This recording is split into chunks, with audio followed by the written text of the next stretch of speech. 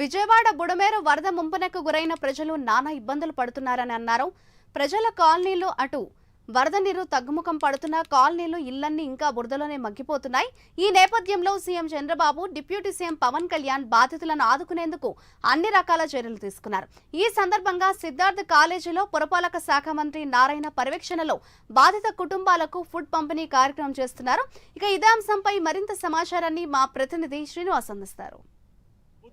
ఒకవైపు యుద్ధ ప్రాతిపదికగా అలాని సాధారణ స్థితులు తెచ్చేందుకు కూడా ప్రయత్నాలు చేస్తుంది. ఇప్పటికే ముఖ్యమంత్రి చంద్రబాబు నాయుడు కూడా మంత్రులతో ఎప్పటికప్పుడు సమీక్షలు చేస్తున్నారు. ప్రజలకు ఇంకా వాళ్ళు సాధారణ జీవితంలోకి రావాలంటే ఎలాంటి సౌకర్యాలు కల్పించాలి, ఎలాంటి వాళ్ళకు ఇబ్బందులు కలగకుండా ఎలాంటి చర్యలు చెప్పేసి కూడా ఎప్పటికప్పుడు సమీక్ష చేస్తున్నారు. ఈరోజు ఉదయం కూడా ముఖ్యమంత్రి చంద్రబాబు నాయుడు సెల్ ఫోన్ ద్వారా కూడా మంత్రులతో దిశానిర్దేశం చేసి వాళ్ళకు ప్రజలకు ఎలాంటి సేవలు చేయాలని చెప్పేసి కూడా వాళ్ళకి ఎప్పుడెప్పుడు వాళ్ళకు సూచనలు సలహా ఇస్తున్నారు. ఈ మేరకు కూడా ఉదయం మనం చూసుకుంటే విజయవాడలోని సిద్ధార్థ కాలేజీలో కూడా ఇక్కడ పెద్ద ఎత్తున కూడా బాధిత కుటుంబాలకు కూడా ఆహార పదార్థాలు అందించేందుకు కూడా వాళ్ళకి ఒక కిట్ మాదిరి చేసి కూడా ఫుడ్ కిట్ మాదిరి చేసి కూడా అందించాలని చెప్పేసి ఇప్పటికే దాదాపు 6 లక్షలకు పైగా యాపిల్స్ కావచ్చు, అలాగే నూడిల్స్ ప్యాకెట్ కావచ్చు, వాటర్ బాటిల్స్ కావచ్చు, ఇలా పెద్ద ఎత్తున కూడా ఇక్కడ తేవడం జరిగింది. మనం ప్రస్తుతం చూస్తున్నాం సిద్ధార్థ కాలేజీలో కూడా ఎలా ప్యాకింగ్ చేస్తున్నారు, ఎలాంటి చేస్తున్నారని చెప్పేసి మనం చూస్తున్నాము.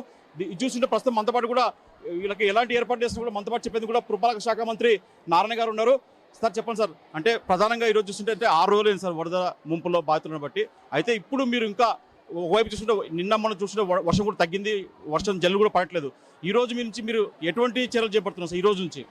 అంటే రెండండి, ఫస్ట్ 1.5 డే ప్రజలు కొద్దిగా ఇబ్బంది పడ్డారు.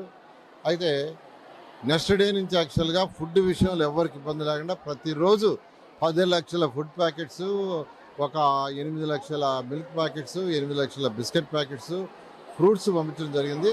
అయితే ఇప్పుడు అందరూ కూడా వద్దు మాకు ఫుడ్ చాలు, డ్రై ఫుడ్ వద్దు, డ్రై ఫుడ్ పంపించండి, కుక్డ్ ఫుడ్ వద్దని రిక్వెస్ట్ చేశారు. ఇవాళ కూడా 3 లక్షలు పంపిస్తే 1 లక్ష వెనక్కి తిరిగి వచ్చింది. అయితే నేను ముఖ్యమంత్రి గారికి ఎక్కువ మంది అడిగింది ఏంటంటే కొద్దిగా డ్రై ఫుడ్ పంపిస్తే పిల్లలకి ఉపయోగపడుతుందంటే నిన్న ముఖ్యమంత్రి గారు ఒక 2 లీటర్ల మిల్క్ పంపించమన్నారు. అవి రెడీ చేశారు.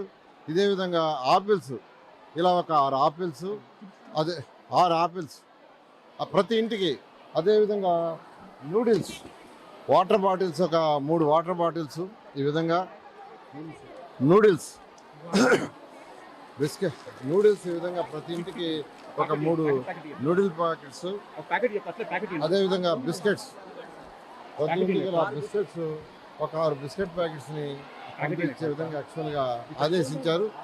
ఆ విధంగా ఈరోజు సిద్ధార్థ కాలేజీలో మా మున్సిపల్ అధికారులు అన్నీ తయారు చేసి ఈ విధంగా ప్యాకెట్ చేసి ప్రతి ఇంటికి డోర్ టు డోర్ డెలివరీ చేయడానికి అన్ని ఏర్పాట్లు చేశారు. ఈరోజు మధ్యాహ్నం నుంచి స్టార్ట్ అవుతాయి. ఇదే కాకుండా ఈ రోజు నుంచి అంటే ఉచిత బియ్యం ఇవ్వాలని చెప్పేసి చాలా మంది మీరు వాళ్ళ ప్రజల నుంచి కూడా ఒక రిక్వెస్ట్ వచ్చింది. దానికి ఈ రోజు నుంచి మీరు ఎలాంటి వాళ్ళకి సరుకులు ఇవ్వబోతున్నారు? ఖచ్చితంగా ఈరోజు యాక్చువల్గా 25 కేజీల రైసు, 1 కేజీ కందిపప్పు, 1 కేజీ పంచదార, 2 కేజీల ఉల్లిపాయలు, 2 కేజీల బంగాళాదుంపలు, 1 లీటర్ పామాయిల్, వీటిని యాక్చువల్గా ఈ రోజు నుంచి సప్లై చేస్తారు. ఆ విధంగా ఏ వ్యక్తి కూడా ఇబ్బంది పడకూడదు. చాలా సఫర్ అయ్యారు ముఖ్యమంత్రి గారు. ఎంతో వాళ్ళందరూ సంతోషంగా ఉండాలా. ఎందుకంటే ఈ పట్టు రాగానే బతుకుతామా చచ్చిపోతామనే భయంతో ఇళ్లలో ఉన్నారు. ఆ భయం పోవాలంటే వాళ్ళకి చేయాల్సినవి చేయమన్నారు. ఆ విధంగా జరుగుతుంది. అదేవిధంగా మా మున్సిపల్ శాఖ ఎక్కడ వాటర్ తగ్గిపోయినా 24 గంటల్లో అదంతా క్లీన్ చేసి ఫైర్ డిపార్ట్మెంట్ సభ్యులతో మొత్తం క్లీన్ చేసి ఫాగింగ్ చేసి తర్వాత బ్లీచింగ్ చేసే కార్యక్రమం జరుగుతుంది.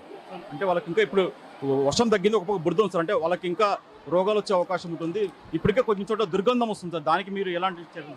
అందుకని అయితే బుడమేరు యాక్చువల్గా మళ్ళా ఒక 1 ఫీట్ రైజ్ అయిందండి. ఎందుకంటే 3 బీచెస్ పడి 2 క్లోజ్ చేశారు. ఒక బీచ్ కూడా ఇవాళ సాయంకాలం క్లోజ్ అవుద్ది. అది క్లోజ్ అయిన 24 గంటల్లో ఇక్కడ నీళ్లు ఉండవని మేము అసెస్ చేస్తున్నాం. నీళ్లు తగ్గిపోయిన 24 గంటల్లో ఆ రోడ్డుని క్లీన్ చేసి అక్కడ వాటర్ లేకుండా చేయాలా, బ్లీచింగ్ పౌడర్ చల్లాలి, తర్వాత ఫాగింగ్ కూడా చేయాలి ఆదేశించి ఆ విధంగా అధికారులు చేస్తున్నారు.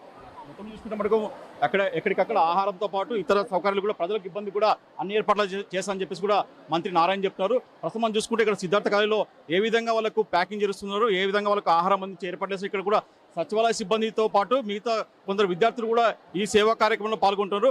ప్రతి ఒక్కరు కూడా మొత్తం చూసుకుంటే ఇక్కడ ఒక ప్యాకింగ్ చేసి వాళ్ళకు ఒక ప్రత్యేకంగా ఒక ప్యాకింగ్ చేసి ఈ విధంగా ఒక ప్యాకింగ్ సిద్ధం చేస్తున్నారు. ఈ ప్యాకింగ్ సిద్ధం చేసి కూడా వాళ్ళకి ఇట్లా ప్రతి ఒక్క బాధిత కుటుంబాన్ని కూడా అందివ్వాలని చెప్పేసి కూడా ఇక్కడ వాళ్ళు కోరుతున్నారు. దీంట్లో ఒక ప్యాకింగ్లో కూడా 6 యాపిల్స్తో పాటు అలాగే నూడిల్స్తో పాటు అలాగే 2 బాటిల్స్తో పాటు అలాగే కొన్ని బిస్కెట్లు ఈ విధంగా ప్రతి కుటుంబానికి కూడా ఒక అందే విధంగా కూడా ముఖ్యమంత్రి చంద్రబాబు నాయుడు ఆదేశం మేరకు కూడా ఇక్కడ మంత్రి నారాయణ దగ్గరుండి కూడా ప్రతి కుటుంబానికి అందేలా కూడా ఉదయం నుంచి కూడా మొత్తం కూడా ఇక్కడ పంపిణీ జరిగే కార్యక్రమాలు ఆయన ఉదయం నుంచి కూడా పర్యవేక్షిస్తున్నారు.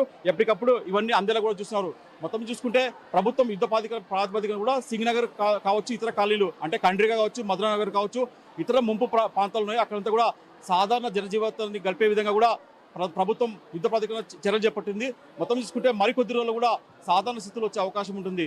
కెమెరామెన్ ప్రవీణ్తో శ్రీనివాస్, విజయవాడ సిద్ధార్థ.